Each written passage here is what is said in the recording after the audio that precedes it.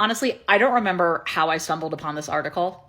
2018 Yahoo article all about the departure of Meghan Markle's private secretary, Samantha Cohen. And I was skimming through it and something caught my attention. Of course, they cite the claims that allegedly the Duchess is difficult and demanding to work for, but this resignation was not out of the blue. This next paragraph, she actually handed in her notice last September following the departure of Lord Geidt, the Queen's former private secretary. And that raised my little antennas, because I remembered the name Geidt through my research into Sir Edward Young, the Queen's former private secretary before she passed. Which says, Queen's aide Sir Christopher Geidt ousted in palace power struggle. According to this article, it came amid differences over how to manage the transition of power between the Queen, who was 91 at the time, and her eldest son. Some were keen to accelerate the process, others were not. According to the Times UK, there have been tensions between Buckingham Palace and Clarence House for quite some time. Important to note, Sir Christopher Geidt says that he was not forced out.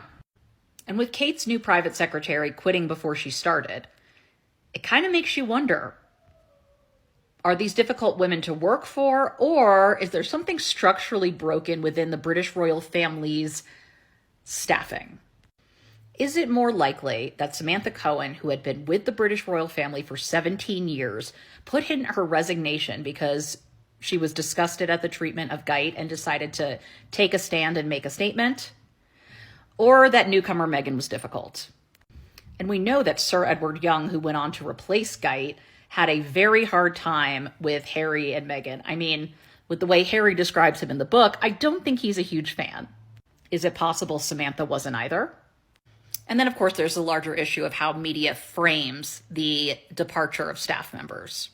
But I think in the context of who else was leaving at the time and what else was going on, lends credence to this idea that it's less about difficulty of an individual person and more about difficulty of a system. Anyway, I just wanted to share.